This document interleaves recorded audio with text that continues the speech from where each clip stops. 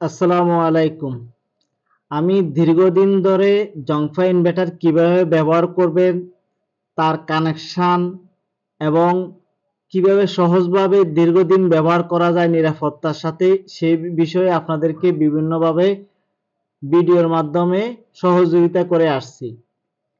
খুব রিসেন্টলি গত 1 মাস আগে আমি নিজেই সমস্যা পেয়েছি যে ঠিকমতো হাই কাট হয় না। তাই সাথে সাথে আপনাদের জন্য একটি জরুরি ভিত্তিতে ইনভার্টার ব্যবহারকারীদের জন্য একটি সতর্কবার্তা দিয়ে একটি ভিডিও দিয়েছি এবং কিভাবে আপাততকালীনে ব্যবহার করবেন তার বিষয়ে একটি পরামর্শ দিয়েছি এবং অনেকে আমাকে আমার থেকে জানতে চেয়েছেন কিভাবে হাই কাটের সমস্যার সমাধান করা যায়। তাই আমি একটি সার্কিটের মাধ্যমে দুটি পর্বের মাধ্যমে পর্ব 1 এবং পর্ব 2 এই দুইটার মাধ্যমে আমি দুটি ভিডিও দিয়েছি। প্রথমটি দিয়েছি বেস সহ বড় রিলে দিয়ে কিভাবে কাজ করবেন এবং সবচেয়ে বড় বিষয় হলো অল্প ভোল্টেজের মাধ্যমে বেস সহ এবং 12 ভোল্টেজের রিলে ব্যবহার করে 1 নাম্বার পর্বটি করেছি। 2 নাম্বার পর্বটি করেছি মাইক্রো রিলে দিয়ে কিভাবে আপনারা ব্যবহার করবেন। তো 1 এবং 2 দুইটি ঠিক আছে, এর সাথে হালকা একটু কারেকশন আছে এবং আর কিছু মডিফিকেশন করছি কিভাবে আপনি দীর্ঘদিন আরো ভালো ব্যবহার করতে পারবেন। আমি প্রথম ফাটের 14 পিনের রিলে দিয়ে দেখিয়েছি কিভাবে কাজ করবেন। তাই আমি দ্বিতীয় পর্বে দেখিয়েছি মাইক্রো রিলে দিয়ে কাজ করবেন কিভাবে। তাই আমি 14 পিনের রিলেগুলি আমি চেক করছি প্রায় 2-3 দিন অন করে এটি কেমন গরম হয়। তো মোটামুটি বেশি গরম হয় না, স্বাভাবিক, এই গরমটি কোনো সমস্যা না। তাই আমি 12 ভোল্টের 8 পিনের রিলেটি মোটামুটি কয়েকদিন দেখেছি। এখন কথা হলো, এটি হলো 14 পিনের রিলে। আপনারা যেহেতু দেখেছেন প্রথম দুইটি কয়েল, এই 4টি হলো কন্টাক্ট, আর এগুলি হলো প্রত্যেকটা চ্যানেলের 4টি চ্যানেল, প্রতিটি চ্যানেলের এনওএনসি। আর এটি হলো 8 পিনের। তো আপনারা 8 পিনের ব্যবহার করতে পারেন। এক্ষেত্রে এই দুটি কয়েল, এটি কমন, এই দুটি কমন দুটি চ্যানেল, আর এটি হলো এনওএনসি। আপনারা যেটি ব্যবহার করেন সুবিধা হয় আপনার হাতের কাছে সেটি ব্যবহার করতে পারেন। আর রিলের অপোজিটে কানেকশন দেওয়া আছে, দেখেন। এই আপনাদের জন্য প্রথম পর্বের ভিডিও সার্কিট এভাবে দেখিয়েছি এবং এটাতে কানেকশনের সুবিধার জন্য একটু পরিবর্তন করেছি। দেখেন, এটি বাইরে ছিল, নিউট্রালটাকে ডাইরেক্ট শর্ট করে দিয়েছি, কিন্তু নতুন ভিডিওতে দেখেন সব কিছুই ঠিক থাকবে, শুধুমাত্র 2 এর মধ্যে নিউট্রাল দিয়ে দিলাম আর এখানে বের করলাম কততে 10-এ। এই শুধু এটি পরিবর্তন। এখন আসেন বর্তমানে আমরা কিভাবে করতেছি। যেহেতু আমি আগে বলেছি যদি কোনো কারণে এই চার্জার নষ্ট হয়ে যায় তখন রিলে অফ হয়ে যাবে। তাই যেহেতু আমি আগে 12 এবং 4-এর মাধ্যমে ইনভার্টারকে সুইচিং করেছি, তাই এখন আপাতত আমি আরেকটা অ্যাডাপ্টারের মাধ্যমে ব্যবহার করব, একটি মাইক্রো রিলে। আপনারা চাইলে বড় বেস যুক্ত রিলেও ব্যবহার করতে পারেন। তো কাজের সুবিধার জন্য দেখেন এই রিলেটা কন্ট্রোল করতেছি 12 ভোল্ট একটা অ্যাডাপ্টার দিয়ে। তাই বিকল্প হিসেবে আরেকটি রিলে সেফটির জন্য আমি ব্যবহার করতেছি। এটি আবার মোবাইলের চার্জার দিয়ে 5 ভোল্ট, যে 5 ভোল্ট মোবাইলের ছোট চার্জারগুলি দিয়ে আমি এই রিলেটাকে ব্যবহার করব। কানেকশন সব একই আগের মতো। এখন কাজ হলো, যদি কোনো কারণে এই রিলে অফ হয়ে যায় তাহলে আপনার ইনভার্টার অন হবে না, অথবা এই রিলে অন হয়ে গেল আপনার এদিকে কোনো আউটপুট দিবে না। তার মানে এটি আরো একটু সেফটি, যাতে আপনারা আরো দীর্ঘদিন ব্যবহার করতে পারেন। এখন 2 নাম্বার পর্বটি দেখেন। 2 নাম্বারে দুটি মাইক্রো রিলে ব্যবহার করেছি।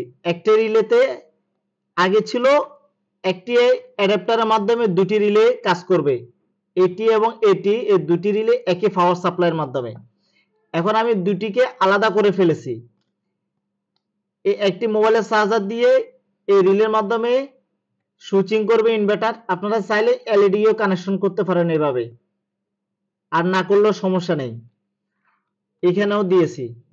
আর আরেকটি অ্যাডাপ্টারের মাধ্যমে দেখেন এই সার্কিটের মাধ্যমে প্যারালাল করে একটি পাওয়ার দিয়ে এটি কন্ট্রোল করতেছি, ইনভার্টার সুইচিংটা কাজ করতেছে। বিদ্যুৎ থাকলে এই লাইন দিয়ে আউটপুট দিবে, আর বিদ্যুৎ চলে গেলে এই ইনভার্টারের আউটপুট থেকে এসে এখান দিয়ে আউটপুট দিয়ে দিবে।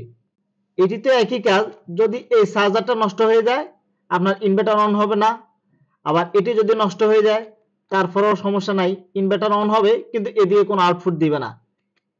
এই জন্য এক্সট্রা একটি রিলে ব্যবহার করছি, যাতে এটি একটি সেফার দুই সাপ্লাইয়ের মধ্যে থাকে, ওই জন্য আমি দুইটা ইন্টারলকের জন্য ব্যবহার করেছি। আপনাদের যদি কাজ করতে সমস্যা হয় ড্রয়িং দেখে, তাহলে দেখেন এখান থেকে কোন তার কোথায় কোথায় কিভাবে দিয়েছি, খুব সুন্দরভাবে এভাবে কাজ করলে আপনারা খুব সহজেই ভালো কাজ করতে পারবেন। এখন হলো 5 নাম্বার, যেটি এই ভিডিওর একটি অংশ, মেন অংশ, পার্ট 3। তো যারা 8 পিনের রিলে ব্যবহার করবেন, 14 পিনের খুঁজে পাবেন না, তাদের জন্য হলো একই সিস্টেম, একই নিয়ম, শুধু কানেকশন দেখেন। 1 নাম্বারে ফেজ, 4 নাম্বারে নিউট্রাল, আর 5 নাম্বারে এখানে দিয়েছি এখান থেকে ডাইরেক্ট ফেজ। আর আউটপুট নিয়েছি, ফেজ নিয়েছি 9, নিউট্রাল নিয়েছি 12, তারপরে হলো এই যে 12 ভোল্টের অ্যাডাপ্টার, পজিটিভ 14, নেগেটিভ 13।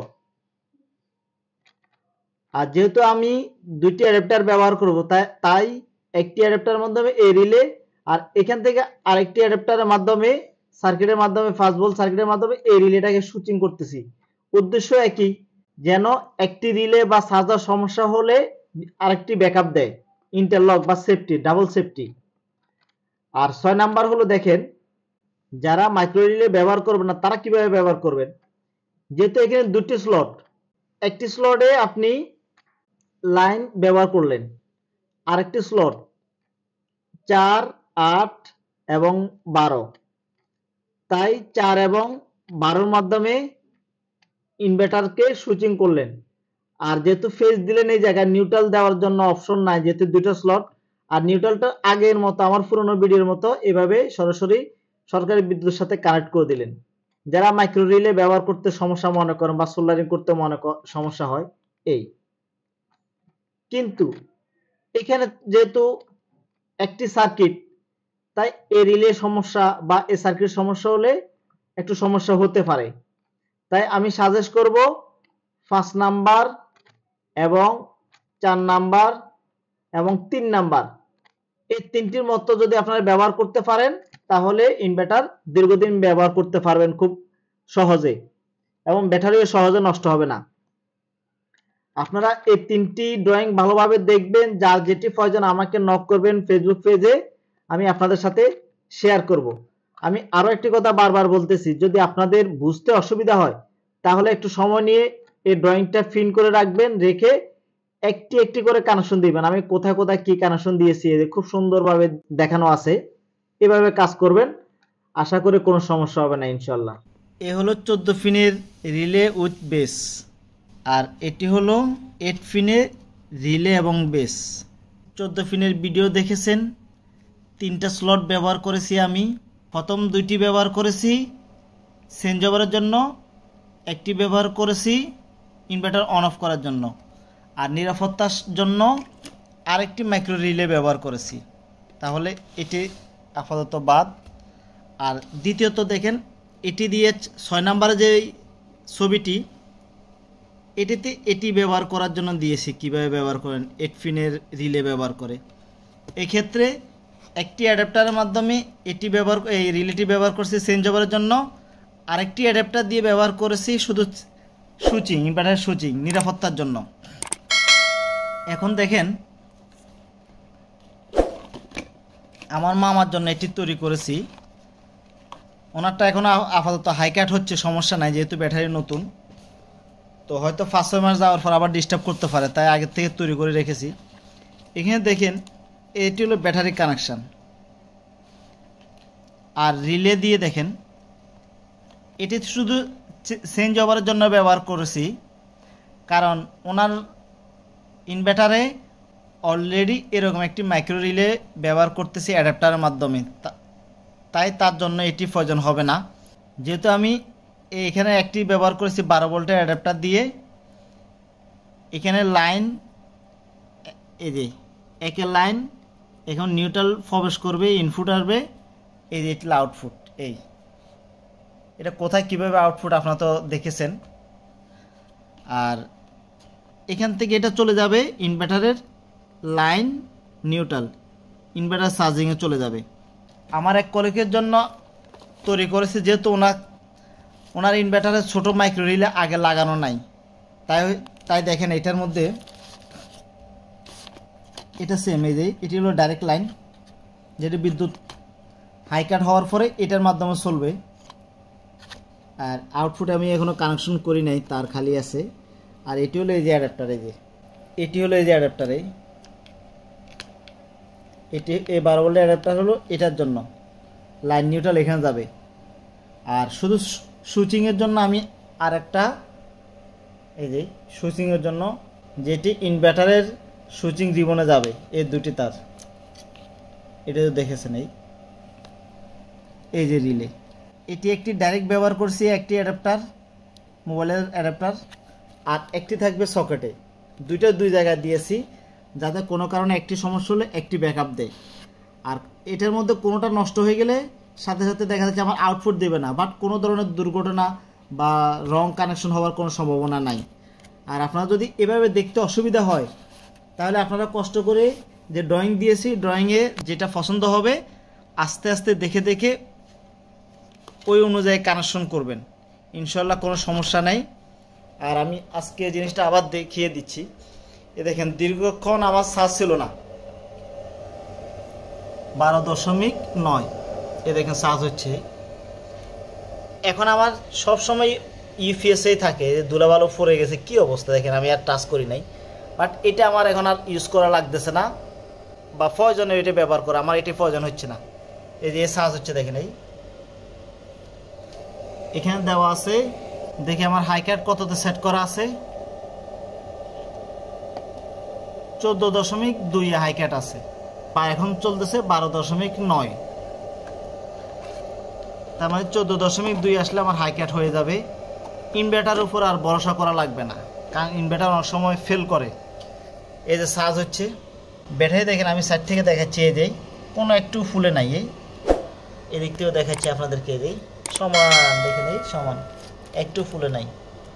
আর এটি কতদিন ধরে ব্যবহার করতেছি আপনারা ভিডিওতে দেখলে বুঝতে পারবেন। সেম ভিডিও দেখেন, এই যে এই সেম লেখা, মনে হয় 14-15 মাস আগে দিয়েছি, সেম ব্যাটারি দিয়ে। আপনারা দেখলে বুঝতে পারবেন, আমার প্রথম ভিডিওতে দেখলে বুঝতে পারবেন। ভালো থাকবেন। ইনভার্টার নিয়ে আমি আপাতত আর কোনো ভিডিও করব না, এটাই শেষ ভিডিও।